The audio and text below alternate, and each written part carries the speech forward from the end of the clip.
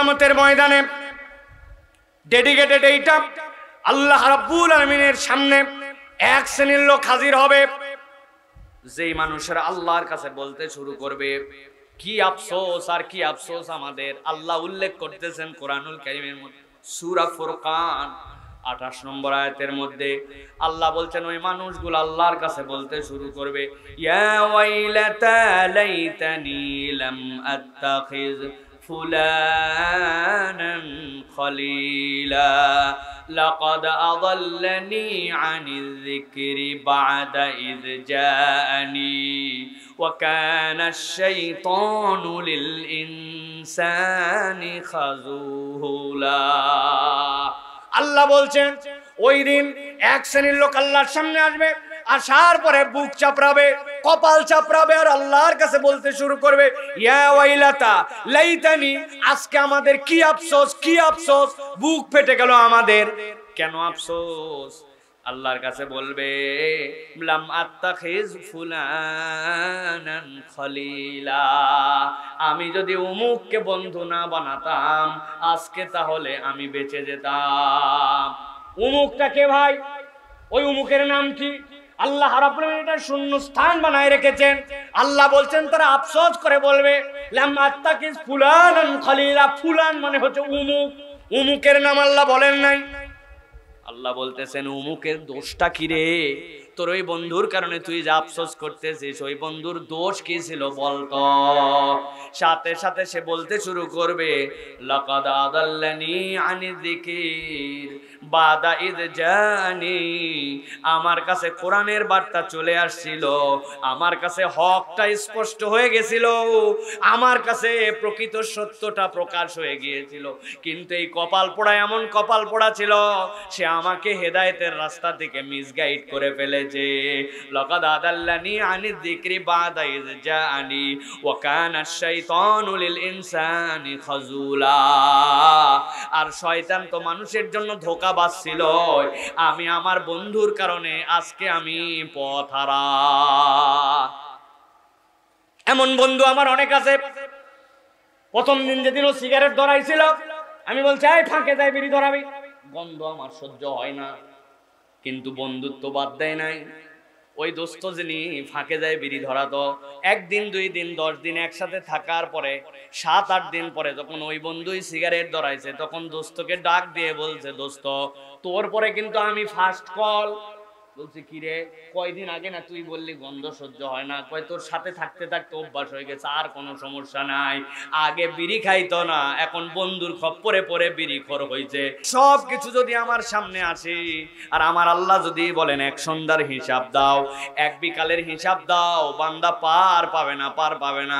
এই জন্য আমার নবী বলছেন বান্দারে এমন ভাবে জীবন যাপন কর ওই দিন যায় যেন এইটা বলতে না হয় আমার হিসাব যদি না হতো, আমার মৃত্যুই যদি শেষ হতো, হিসাবও হবে মৃত্যু তোমার শেষ হবে না, তাহলে ওই দিনে আফসোস কাজ দিবে না। এই জন্য আল্লাহ রাব্বুল আলামিন সতর্ক করে দিয়েছেন বান্দাকে, বান্দা ডান হাতে আমলনামা পাওয়ার মতো জিন্দেগিটা গঠন করো, ঠিক কি না? এখন ডান হাতে আমলনামা পাইতে হলে ডানপন্থী আপনাকে হতে হবে। আপনি ইসলাম পছন্দ করেন না, আপনি কোরআন পছন্দ করেন না, আল্লাহ আল্লাহ রসুলকে পছন্দ করেন না, ততটুক পছন্দ করেন যতটুক আপনার প্রয়োজন। যেটাই আপনার প্রয়োজন মনে করেন না আপনি ইসলাম ওইটুক পছন্দ করেন না। এরকম মুসলমান আসেনি ভাই? বুঝে বলেন আসেনি ভাই? নামাজের ইসলাম মানে, রোজার ইসলাম মানে, কিন্তু যদি বলা হয় আল্লাহর জমিনে আল্লাহর দ্বীন বিজয়ী হোক, আল্লাহর জমিনে আল্লাহর বিধান অনুযায়ী বিচার ফয়সালা হোক, কোরআনের রাষ্ট্র কায়েম হোক, তখন ওই মানুষেরা বলে এই হুজুরেরা দলের কথা বলে। আছে কি না? ঈমান বিক্রি করতে তাদের বেশি সমস্যা হয় না, এক কাপ চা আর একটা বিড়ি এই দিলে এইটা চেঞ্জ হয়ে যায়। আসেনি ভাই? এই জন্য প্রিয় ভাইয়েরা ডান হাতে আমলনামা পাওয়ার জন্য ডানপন্থী মানুষ হতে হবে। ইসলামকে আপনার সর্বোচ্চ প্রায়োরিটি দিতে হবে। ধানাই পানাই করে মুসলমান হলে চলবে না, ঠিক কি না? আমাদের সমাজে প্রচুর পরিমাণ এখন আমরা ফ্রড আর ধানাই পানাই করা মুসলমান হয়ে গেছে। আমরা নামাজও পড়ি, মিথ্যাও বলি, আমরা নামাজও পড়ি, গীবত গিল্লাও করি, আমরা ইসলামকে পছন্দ করিও বলি, আবার আমরা ধোঁকাবাজির সাথেও চলাফেরা করি। আছে কি না ভাই? খবরদার, খবরদার, এই জিন্দেগি হলে হবে না ভাই। এই জিন্দেগি আল্লাহ রাব্বুল আলামিন আপনি আমি যদি গঠন করে যাই, আল্লাহর কাছে আমাদের বাঁচার কোনো উপায় থাকবে না। এই জন্য আল্লাহর হুকুমের মধ্যে আপনাকে আমাকে ঢুকতে হবে। ডান হাতে আমলনামা পাওয়ার মতো কাজ নিয়ে আল্লাহর সামনে আপনাকে আমাকে হাজিরা দিতে হবে। ছোট্ট একটু গরমের দিন, ছোট্ট একটু নিজের কাজ, এরকম অজুহাত দিয়া রমজান মাসে রোজা রাখে না। আহা, দোকানদারগুলো এত ভালো হয় রমজান মাসে, আল্লাহ ওদের প্রতি বরকত দেখ, রহমত করুক। ওরা কালো কাপড় সামনে টাঙ্গায়া ভিতরে মুসলমানদের খাওয়ায়। আহা, ঠিক না ভাই? কারণ কালো কাপড়ের ভিতর দিয়ে আল্লাহও দেখে না, বান্দাও দেখে না, তাই তো না? কেমনে তাহলে এই রোজা কোন অজুহাতে আপনি বাদ দেন? আপনি চিন্তা করেন তো ভাই, আপনি কোন অজুহাতে ফরজ আল্লাহর বিধানকে আপনি হালকা ভাবে নিয়ে ফেলছেন? এইগুলো আমলের মধ্যেই নেয় না। আহা, এই জন্য প্রিয় ভাইয়েরা, আল্লাহ রাব্বুল আমিনের কাছে আমরা ডান হাতে আমলনামা চাই তো ভাই। ডান হাতে আমলনামা চাইলে আমাদেরকে ডানপন্থী কাজ করতে হবে। রাজি আছি তো ইনশাআল্লাহ? রাজি আছি তো ইনশাআল্লাহ? তরুণ এবং যুবকদেরকে আমাদের জাগতে হবে। তরুণ আর যুবকরা যদি না জাগে তাহলে এই বাংলাদেশ জাগবে না। কেননা আমরা দেখেছি এর আগ পর্যন্ত, এই যুবকরা জাগার আগ পর্যন্ত আমরা মনে করেছিলাম আর বোধহয় বাংলাদেশের ভাগ্যাকাশের ওই কালো মেঘ সরবে না। কিন্তু যখন তরুণরা জেগেছে, এই বাংলাদেশে পরিবর্তন এসেছে। আর একটা বিপ্লব ইনশাআল্লাহ সামনে আমাদের জন্য দরকার। যেই বিপ্লবে তরুণরা নেতৃত্ব দিবে, ইসলামের বাংলাদেশ হবে, কোরআনের বাংলাদেশ হবে, আল্লাহর আইনের বাংলাদেশ হবে। ঠিক কি না? এক শ্রেণী এই জাগরণ বুঝতে পেরে এখন ইসলামের বিপক্ষে উঠে পড়ে লেগেছে, ষড়যন্ত্র করে, নানান কিছু করে। মাকারু ওয়া মাকারাল্লাহ ওয়াল্লাহু খায়রুল মাকিরিন। তোমরাও কৌশল করো, আল্লাহও কৌশল করেন। আল্লাহর কৌশল কখনো দুনিয়ার কারো কৌশলের কাছে কখনো পরাজিত হবে না। অতএব ইসলামপন্থী যারা, আল্লাহকে পছন্দ করে যারা, একবার যদি আমলে বলিয়ান হতে পারে, এই তরুণদেরকে হারাবে, পরাজিত করবে, এরকম কোন শক্তি না ছিল, না আছে, না আসবে। ইসলামের বিজয় অবশ্যম্ভাবী। ঠিক কি না? আপনি হাজারটা প্রোগ্রাম করে ইসলামের ওই বার্তা পৌঁছাতে পারতেন না। ওরা আমাদের 40-50 হাজার মানুষকে মেরে প্রত্যেকটা নাগরিকের কাছে ইসলামের যে বার্তাটা পৌঁছায় দিয়েছে। ঠিক না? সুতরাং দৃষ্টিভঙ্গি বদলান। আপনি তরুণ, নিজেকে মূল্যায়ন করেন।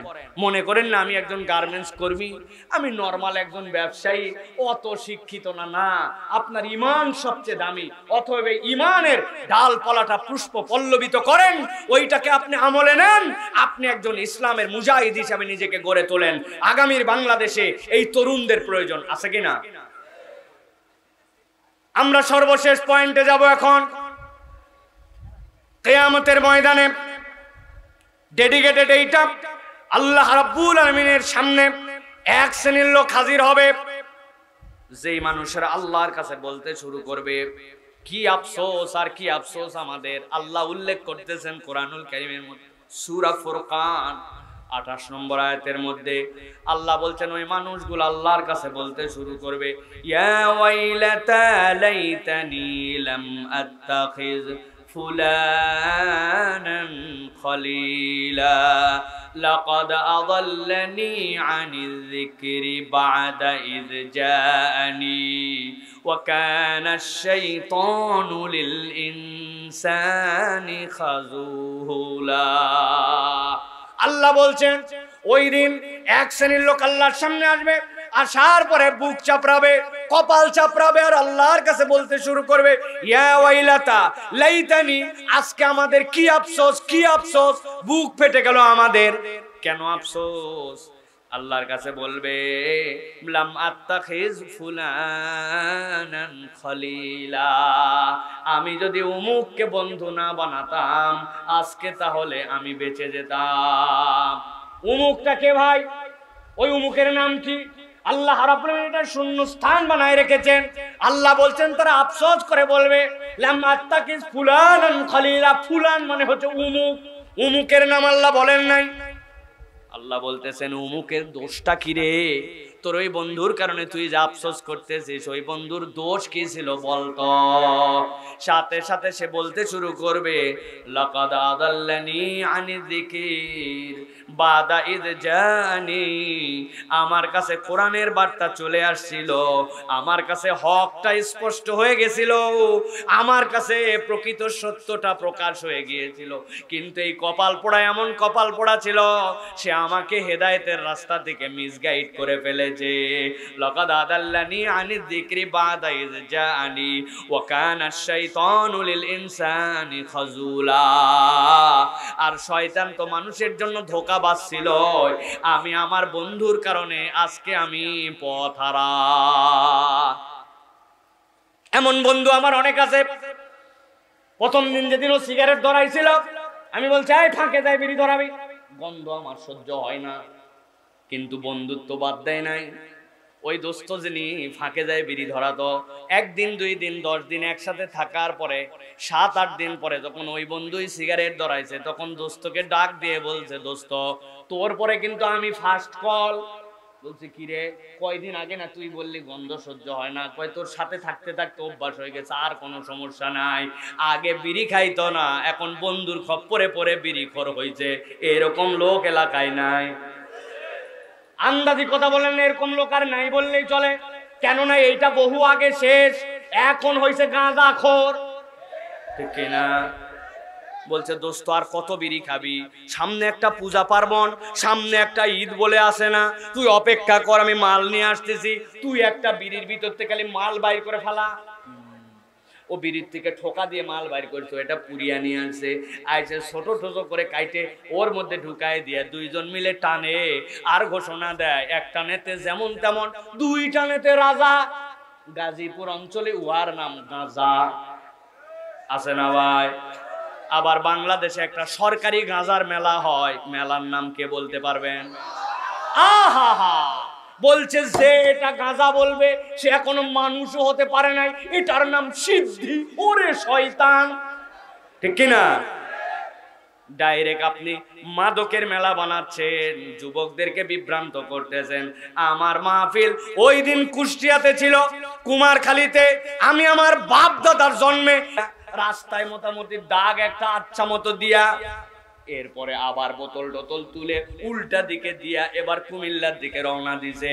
সন্ধ্যার পরে পরে কুমিল্লায় আছে হাজির, সোফা ভাঙ্গে, চোখ ঢুকে অবস্থা খারাপ, শুয়ে আছে।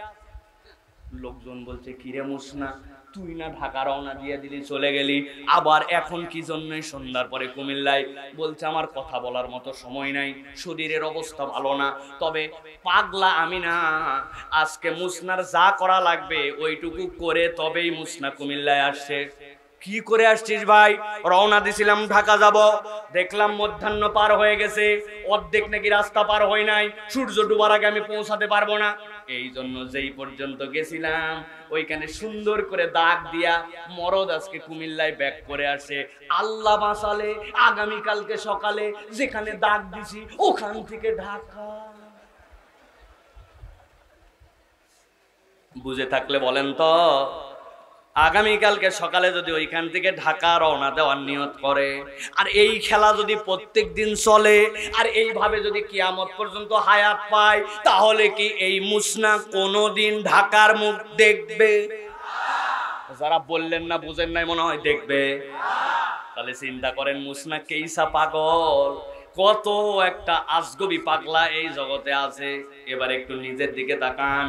আজকে জুম্মার দিন, আপনি জুমার নামাজের জন্য সকাল সকাল রওনা দিয়ে দিয়েছেন, গোসলও করছেন, সুন্দর জামা কাপড়ও পরছেন, আল্লাহর ঘরে গেছেন, খতিব সাহেবের বক্তব্য শুনছেন, দিল নরম হয়ে গেছে, জুমা পরে এরপরে বাড়িতে চলে আসছেন।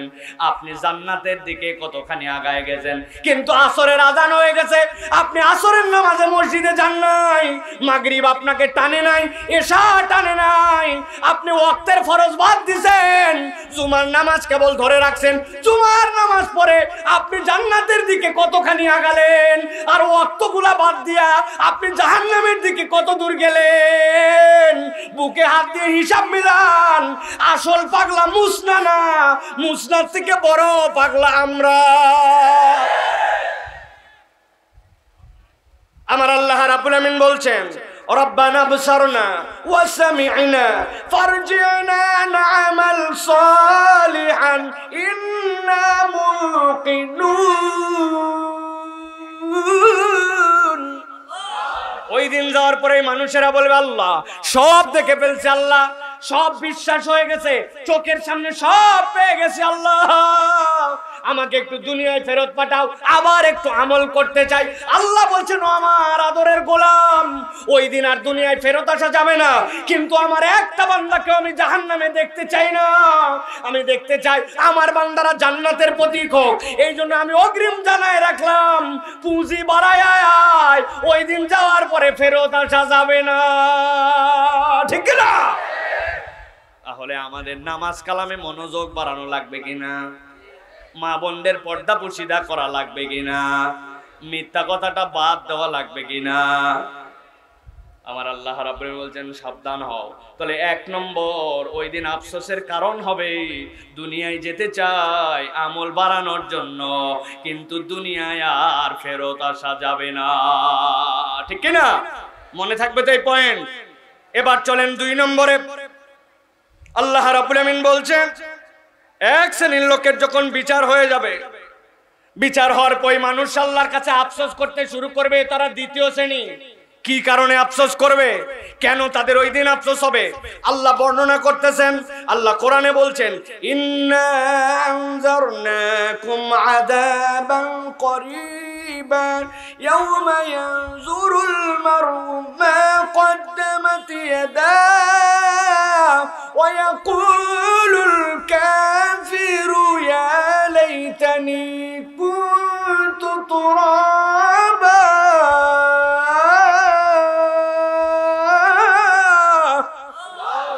আমার আল্লাহ বলছেন, আল্লাহ সব মানুষগুলাকে, সব প্রাণীগুলাকে, সবগুলাকে আল্লাহর সামনে হাজির করে ফেলবেন। মানুষদেরকে স্টপ করায় দিবেন, দাঁড়ায় যাও, আগে বিচার হবে বাহিমাতুল আনাম, যে সকল প্রাণীরা আছে তাদের বিচার হবে। নবীজি একটা উদাহরণ দিচ্ছেন, 2টা মেষকে আল্লাহর সামনে হাজির করা হবে, 2টা ছাগল 2টা ভেড়াকে আল্লাহর সামনে হাজির করা হবে। ভেড়া 2টা যেই না হাজির হইছে, তাদেরকে আল্লাহ রাব্বুল আমিন দেখায় দিবেন দুনিয়ায় তার অপরাধ কি ছিল। একজনের মাথার মধ্যে এরকম টান টান শিং ছিল, আর একজনের শিং ছিল না। যেই বেটার শিং ছিল ওর শিংয়ের গরম আছে, ওই গরমে একসাথে 2 জন খাচ্ছিল, কিন্তু ওই শিং দিয়ে দিছে গুতা, যেইটার শিং নাই কষ্ট পাইছে। আল্লাহ বলবেন দুনিয়ার বুকে যেইটা কষ্ট দিছিলি ওইটার এখন শিং উঠায় দাও, সে এখন রিপিট করে ওইটার শিং দিয়ে গুতা দিয়ে দিবে। যেই না এই গুতাগুতি বরাবর হয়ে যাবে, আল্লাহ যত প্রাণী আছে সব প্রাণীদেরকে এরপরে মাটি করে দিবেন, সবগুলা মাটি হয়ে যাও। তারা চোখের সামনে দেখবে এই প্রাণীদের বিচার হয়ে গেল আর সবগুলি মাটি হয়ে গেল। এইটা দেখে আল্লাহ বলছেন আফসোস করতে শুরু করবে একদল, ইন্না আনজারনাকুম আযাবান করিবা। ওদের সামনে যখন আযাব চলে আসবে ওরা দেখে ফেলবে তাদের বিচার কি হয়েছে, জাহান্নামের গর্জন কি জিনিস, ওই দিন বিচারের প্রক্রিয়ায় আসমান থেকে তার হাল কি, এইটা যখন দেখে ফেলবে। ইয়াউমা ইয়ানজুরুল মারউ মা কদ্দামাত ইয়াদা, হাতের মধ্যে চলে আসবে আমলনামা, অগ্রে কি প্রেরণ করছিল সব হিসাব তার কাছে চলে আসবে। ব্যাংকের মধ্যে কবে লেনদেন হয়েছে আমার মনে নাই, কিন্তু সিস্টেমের মধ্যে সব থেকে যায়। আপনি যখন বছরের স্টেটমেন্ট তুলে আনেন আপনি নিজেই মনে করতে পারেন এত মাইক্রো, এত গাড়ি, এত কিছু কুষ্টিয়া শহরে দেখি নাই। আমি পরের দিন সাপাই মাহফিল, ওই দিক দিয়ে আমি রওনা হচ্ছি, হাজার হাজার মাইক্রো আর হাজার হাজার তরুণ। কথা হচ্ছে কি এমন ওখানে আছে যার জন্য মাইক্রো ভাড়া করে আসা লাগছে? আসলে কিচ্ছু নাই, অন্য জায়গায় গাঁজা খাইলে, অন্য জায়গায় নেশা করলে ধরা খাওয়া লাগে, আর এই জায়গাতে সরকারি ভাবে পাওয়া যায়। ওনারা একদিনের জন্য হলেও এই সুযোগ সুবিধা নেওয়ার জন্য গেছে। ওইখানে কেউ বাধা দেওয়ার নাই, ওইখানে কেউ ঠেকানোর নাই। আল্লাহ রাব্বুল আমিন বলছেন লাকাদ আদাল্লানি আনি যিকরি বাদা ইয জানি ওয়া কানা আশ-শাইতানু লিল ইনসানি খাযুলা। ওই মানুষগুলা আপনি দেখতে পান অনেক মানুষের কম বন্ধুত্বের সাথে সম্পর্ক করে তারা আল্লাহর দিক থেকে পথ হারাইছে। আপনি আসরের নামাজে মসজিদে ঢুকতেছেন, এমন সময় এক দোস্ত আসে, এই কই যাস, কই যাস? মসজিদে যাই। কই দোস্ত বড় ভাইয়ের থেকে আজকে একটা বাইক পাইছি, দেখতে পাচ্ছিস কি বাইক? R15 Yamaha FZS। পিছনে ওঠ, আজকে ফাঁকা রাস্তা আছে, জিরানি পর্যন্ত টাইনে আসবো। বলছে দোস্ত বাজে তো এখন 4:13, আর 2 মিনিট মাত্র আসরের আছে, আমি নামাজটা পড়ে তারপরে যাব। কয় তোর নামাজ প্রত্যেক দিন থাকবে রে পাগলা, প্রত্যেক দিন বাইক পাওয়া যাবে না, আসলে আস, না হলে আরো বন্ধু আছে তাক তুলবো। ও চিন্তা করছে কথা তো ঠিকই রে, নামাজ তো পরেও পড়া যাবে, আসর তো প্রতিদিন থাকবে, মোটরসাইকেল প্রত্যেক দিন না পাওয়া যেতে পারে। ওই রকম করে এক বন্ধুর সাথে মিশে একদিন 2 দিন করে নামাজ বাদ দিতে দিতে বেনামাজির দপ্তরে নাম লেখায় ফেলছে। খারাপ সঙ্গে থাকতে থাকতে নেশাখোর হয়ে গেছে, আচার আচরণ পরিবর্তন হয়ে গেছে। বন্ধুর চরিত্র এরকম খারাপ হয়, এরকম নজির এলাকায় আছে কিনা? কথা বলেন আছে? আমার আল্লাহ বলছেন লাকাদ আদাল্লানি আনি যিকির বাদা ইজানি, সত্য তোমার কাছে চলে আসছিল, তারপরেও তুমি তার খপ্পরে পড়ে তুমি আজকের দিনে তাকদীর হারাইছো। আল্লাহর কাছে বলবে ইয়া ওয়াইলাতা লাইতানি লাম আত্তাকিজ ফুলানান কলিলা, উমুককে যদি বন্ধু না বানাইতাম আজকে আমার এই অবস্থা হইতো না। বলছে চল মাহফিলে, চল রাখ এগুলা বক্তার ওয়াজ সব ইউটিউবে পাওয়া যায়, অত ওয়াজ শোনা লাগবে না। ভিতরে সিপার মধ্যে চল, ওই জায়গায় যাওয়ার পরে চলতেছে গেম, নাম কি? বাবা সবাই জানেন দেখি, সুন্দর করে উনি গেম খেলে, মোবাইল ঠেলে, এদিক ওদিক যায়। ওয়াজ মাহফিল ভালো লাগে না, দিনের কথা বললে তার ভিতরে কাজ করে না। আল্লাহ বলছেন আসো আমার কাছে, আসার পরে ঠেলা বুঝতে পারবে। এই জন্য নবীজি বলছেন আল মারউ আলা দীনি খলিলিহি, বন্ধু তার বন্ধুর রঙে কিন্তু রূপান্তর হয়। কার সাথে ঘুরলেন, কারে বন্ধু বানালেন, বাড়িতে যাই চোখ বন্ধ করে একটু ভাইবে দেখে, ঠিক না? মুসলমানের বন্ধু মুতে পানি নেয় না, দাঁড়ায়া মুতে, সে আবার মুসলমানের বন্ধু হয় কেমনে? ও তো তোমার জানাজার পর্যন্ত আসার পরে বদদুয়া ছাড়া দোয়া করতে পারবে না, ঠিক না?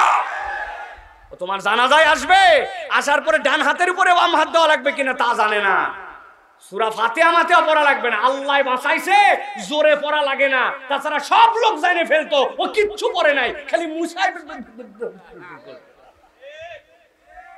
জানাজার দোয়া জানে, জানে জানাজার দোয়া জানে না, জীবনে দোয়া কোন ঠিক করে নাই এখন পর্যন্ত। হ্যাঁ, জানাজার দোয়া জানবে কেমনে? আপনি কারে বন্ধু বানাচ্ছেন একটু ভেবেন। মুরব্বীরা আবার খুব চালাক, উনারা বড় গলায় বলে বাবা দুনিয়াটা শেষ, ভালো মানুষের না, বলে না মুরব্বীরা? এই কথা যেগুলো বলে না, এগুলো আমার সহ্য হয় না। উনি বলে দুনিয়া ভালো, আগেই ভালো ছিল বাবা, দুনিয়া ভালো। আপনি ভালো হলে সমস্যা কোথায়? আপনি ভালো হলেই তো আপনাকে আমি পাইয়ে যাই। উনি নিজে ভালো হবে না, কিন্তু খালি ভালো মানুষের না, দুনিয়াটা শেষ হয়ে গেল। নিজে বদলান না কেন? নিজে বদলালে তো মানুষ একটা ভালো মানুষ খুঁজে পায়, ঠিক না? এটা ফাঁকিবাজ, শয়তান। ওই যে আল্লাহ রাব্বুল আমিন বলেছেন ওয়াকানা শাইতানু লিল ইনসানি খাজুলা, ও মাথার মধ্যে বুদ্ধি দিয়ে রাখছে আগে ভালো ছিল এখন আর নাই, চলে না, সমাজে আর চলে না, এটা মুড নিয়ে চলতেছে কেন? এই জন্য আমি বলবো সবার আগে আমাকে ভালো হওয়ার চেষ্টা করতে হবে। মানুষের দোষ দেখে আমার লাভ কি? আমি ভালো হলে আরেকজন একটা ভালো মানুষ খুঁজে পাবে, ঠিক কিনা? এই জন্য আমাদেরকে পরিবর্তন হতে হবে প্রিয় ভাইয়েরা। সর্বশেষ এইটার একটা আয়াত আপনাদেরকে বলে শেষ করব।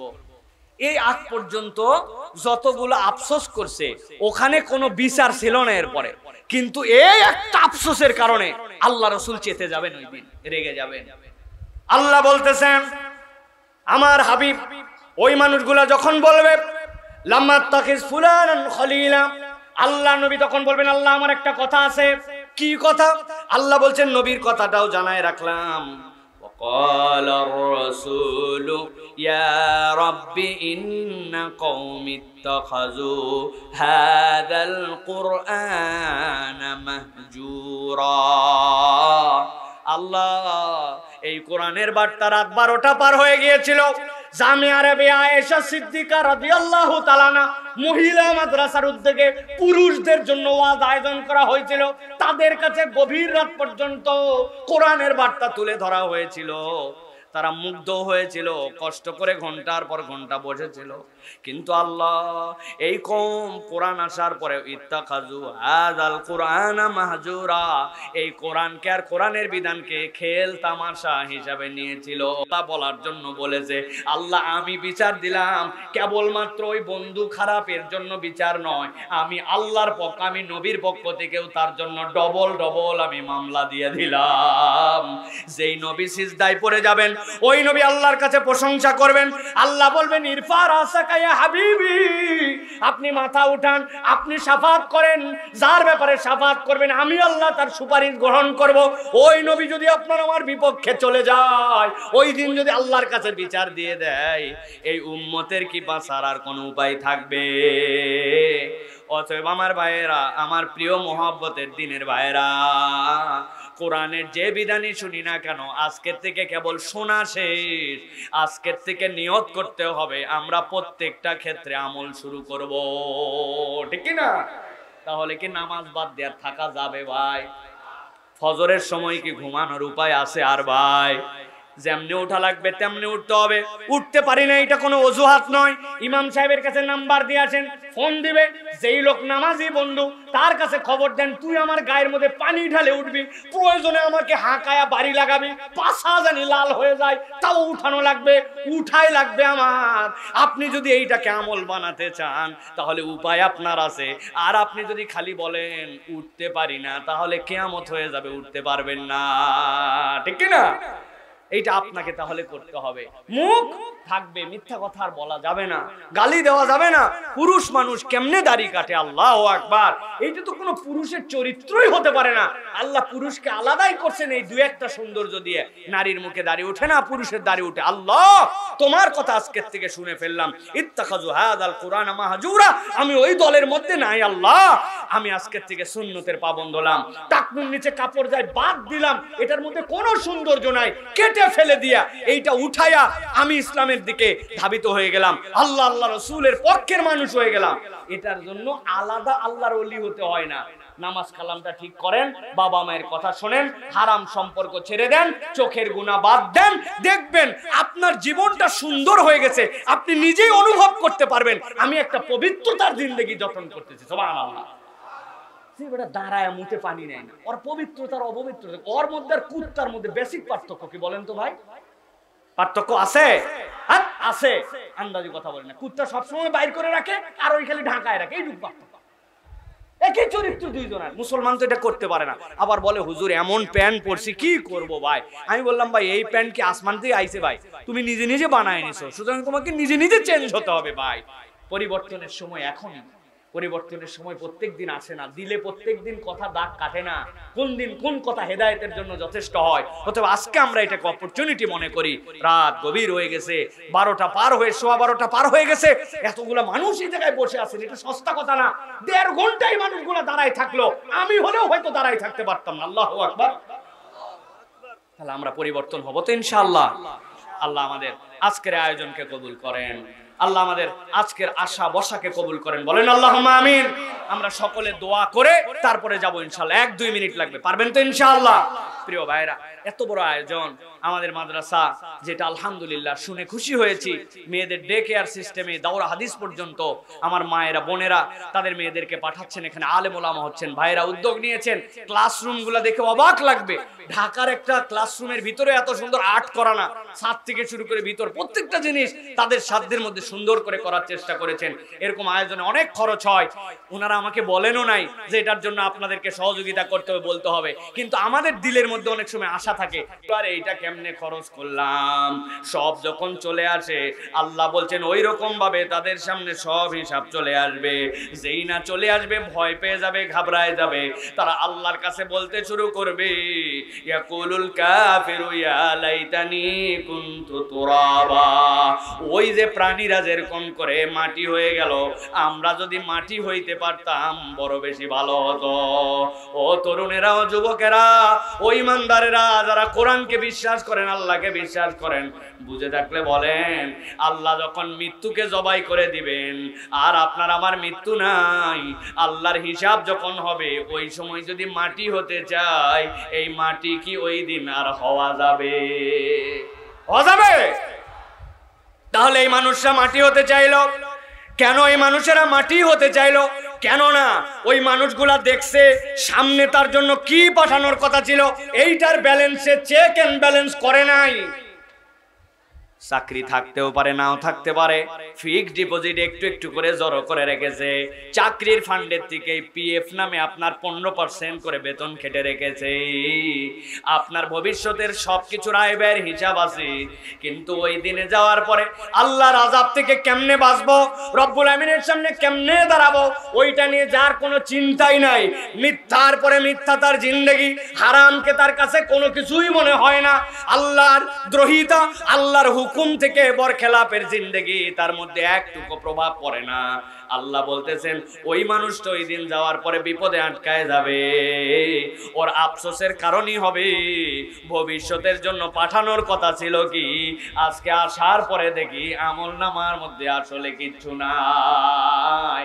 চোখ বন্ধ করলে আমার অন্ধকার লাগে, আপনাদের কেমন লাগে জানি না। আমরা সত্যি সত্যি পরকালের জন্য কতটুকু প্রেরণ করেছি এটা ভাবার সময় এসেছে।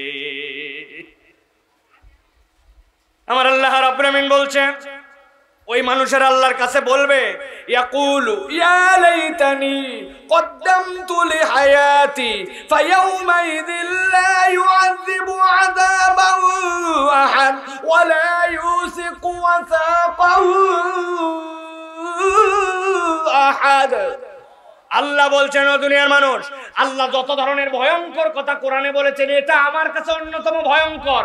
আল্লাহ বলছেন যারা ওই দিন যাওয়ার পরে বলবে হায় আল্লাহ কি অগ্রগামে পাঠায় আসলাম, আজকের দিনে আযাব দেখার পরে ভয় লাগতেছে। আল্লাহ বলতেছেন তোরে এমন ধরা ধরবেন, তোরে এমন বাধা বাঁধবেন, ওয়ালা ইউসিকু ওয়াসাকাহু আহাদ, আল্লাহর মতো বাধা ওই দিন কেউ বাঁধতে পারবে না। আল্লাহ রেগে বলতেছেন তোর একটা হায়াত দেওয়া হয়েছিল, তুই তোর ভালো মন্দ সব বুঝলি, কেবল ইসলামের ভালো মন্দটা তুই বুঝলি না, পরকারের আমল নামার কথা একবার ভাবলি না। এই কেমন জীবন তুই পার করলি, আজকের দিনে এসে আবার বলতেছিস ইয়া লাইতানি কদ্দামতু লিহায়াতি। এই কথা বলার কারণে আল্লাহ তারে বেঁধে ফেলবেন, আল্লাহ তারে ধরে ফেলবেন। একসাথে উত্তর দেন, আল্লাহ যদি কাউরে ধরে এই ধরানোর থেকে ছুটানোর মতো কেউ আছে? ছুটানোর মতো কেউ আছে? দুনিয়াতে সাধারণ ছাত্ররা, জনতারা এমন ধরা ধরলো, এরা মনে করছিল আগামী 40 বছর আল্লাহ রাব্বুল আমিন 40 ঘন্টাও সময় দেয় নাই, থাপড়ায়া বিদায় করছে, ঠিক কি না? তাহলে দুনিয়ার ধরা যদি এইটা হয়, কত কিছু পাওয়ার সব চলে গেল, তাহলে আল্লাহ যদি ধরে ওই দিন আমার কি হবে? তাহলে এই বান্দাই একবার চিন্তা করলো না যে আমার জিন্দগিটা চলানোর কথা কেমনে, আর আমি চলাই কেমনে। মুখের দাড়ি কাটা বন্ধ করলো না, টাকনুর নিচে কাপড় যাওয়া বন্ধ হলো না, চায়ের দোকানে বসলে গীবত বন্ধ হলো না, সুদের কারবার বন্ধ হলো না, দোকানে মিথ্যা কথা বলা বন্ধ হলো না, 2 নম্বর ধোকাবাজি বন্ধ হলো না। আরে আল্লাহর নাম করেও মিথ্যা কথা বলে। গার্মেন্টস ওয়ালা আপনার একটু ছুটি দিছে জোহরের সময়, তোর জোহরের নামাজ পড়ার জন্য, অন্য সময় নামাজ 3 মিনিটে শেষ হয়, 5 মিনিটে শেষ হয়, আর এই অজুহাতে নামাজ পড়ার জন্য বের হয়, 1 ঘন্টায় উনি ঢুকে না। এমন ভাব যেন উনি নামাজের গোষ্ঠী উদ্ধার করে ফেলতেছে, উনি যে জনগণের হক নষ্ট করতেছে। এরকম মুসলমান বোধহয় গাজীপুরে নাই। আহা, আল্লাহ বলতেছেন এই জন্য কদ্দামতু লিহায়াতি, তুমি তোমার জীবনের জন্য কি প্রেরণ করছো ওই দিন যাই আফসোস করবা। তাহলে ওই দিন আফসোস করলে কোনো লাভ হবে না। আমাদের হিসাবটা আজকে ফজর থেকেই তাহলে শুরু করা উচিত, ঠিক কি না? এই জন্য প্রিয় ভাইরা, এইটা হবে 2 নম্বর আফসোস। আমার তরুণ, আমার যুবক, আপনারা ইসলামের জন্য ডেডিকেটেড, আপনারা কোরআন পছন্দ করেন, মাহফিল পছন্দ করেন, আলেম ওলামারে পাইলে টাইনে একটা সেলফি তুলে, সেলফি তোলার পরে ওইটা প্রোফাইলে দেয়, ওর পাশ দিয়ে নায়ক চলে গেলে, নায়িকা চলে গেলে জিন্দেগিতে থুতু দিবে, কিন্তু তার সাথে ছবি তুলবে না। এইরকম ইসলাম প্রেমী, আলেম প্রেমী ছেলে পেলে, কিন্তু আমলের দিকে যদি দেখা যায় তাহলে আমার আমলের তারাক্কি নাই, আমার খালি আবেগের তারাক্কি হয়ে গেছে। আমলের জন্য আমাদের চেষ্টা করতে হবে, ঠিক কিনা ভাই? এটা হলো 2 নম্বর। আপনারা আছেন তো ভাই ইনশাআল্লাহ? প্রিয় ভাইরা, চলেন এবার 3 নম্বর আফসোস যেটা, সেইটা আমরা একটুখানি কোরআন থেকে জানার জন্য চেষ্টা করি। আল্লাহ রাব্বুল আমিন বলছেন এইটা হবে অন্যতম একটা ভয়ঙ্কর আফসোস ওই দিন মানুষের জন্য। কি আফসোস হবে? আল্লাহ সূরা হাক্কার মধ্যে বলছেন, ওই দিন বান্দারা আল্লাহর সামনে আসবে, আসার পরে রব্বুল আমিন সব মানুষকে ডাকার পরে তাদেরকে আমলনামা দিয়ে দিবেন। একটু ঠান্ডা মাথায় দিলটা নরম করে খেয়াল করেন। আল্লাহ বলছেন, ও আম্মান উতিয়া কিতাবাহু বিশিমালিহি ফায়াকুলু ইয়া লাইতানি লাম উতা কিতাবিয়া ওয়ালাম আদরি মা হিসাবিয়া ইয়া লাইতাহা কানাতিল কাদিয়া। ওই দিন আল্লাহ রাব্বুল আমিন এক শ্রেণীর মানুষকে ডাক দিবেন।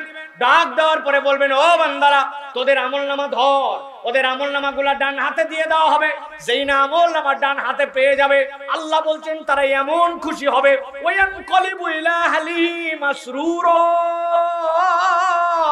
গরুর বাচ্চা কেবল যখন ভূমিষ্ঠ হয়, 2 দিন 3 দিন যখন পার হয়ে যায়, দেখবেন কারণ নাই, কিচ্ছু নাই, গরুর বাচ্চা খালি টকবক টকবক করে হরিণের মতো লাফায়। কোথা থেকে কোথায় যাচ্ছে, কেন লাফাচ্ছে, বেকা হয়ে লাফায়, সোজা হয়ে লাফায়। আল্লাহ বলতেছেন, যারা আমলনামা ডান হাতে চলে আসবে, লাফাতে লাফাতে পরিবারের কাছে চলে যাবে, দেখো দেখো আমার আল্লাহ আমার কি বিচার করেছেন, আমাকে ডান হাতে আমলনামা দিয়ে দিয়েছেন। ওই বান্দারা খুশি হয়ে যাবে। ফেরেশতারা তাদেরকে ডাক দিয়ে বলবে, এদিকে আয় বান্দা, থাম, এত খুশি হওয়ার দরকার নয়, আরো কথা তো তোদের জন্য বাকি আছে। সালামুন কওলাম মির রাব্বির রহিম ওয়ামতাজুল ইয়াউমা আইয়ুহাল মুজরিমুন।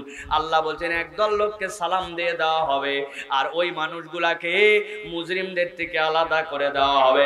আল্লাহ বলছেন, ওই বিচারের দিবসে ওয়াম্মা মান উতিয়া কিতাবাহু বিশিমালিহি, একদল লোকের আমলনামা বাম হাতে চলে আসবে। আল্লাহ বলতেছেন, যেই না বাম হাতে আসবে, ফায়াকুলু ইয়া লাইতানি লাম উতা কিতাবিয়া, তারা বলতে শুরু করবে, হায় আফসোস, বিচার ফায়সালা যাই হোক না কেন, আমাদের যদি কিতাবটা আজকে না দেওয়া হতো তাহলেই বেশি ভালো হতো। নবীজি ব্যাখ্যা করছেন হাদিসের মধ্যে, ওই বান্দার বাম হাতে কিতাব দেওয়া হলো, কিন্তু কেন সে কিতাব চাবে না? আল্লাহ রাব্বুল আমিন যার বাম হাতে কিতাব দিবেন এরকম নয়, বাম হাত পেতে দিল আর কিতাব পেয়ে গেলেন, বিষয়টা এরকম হবে না।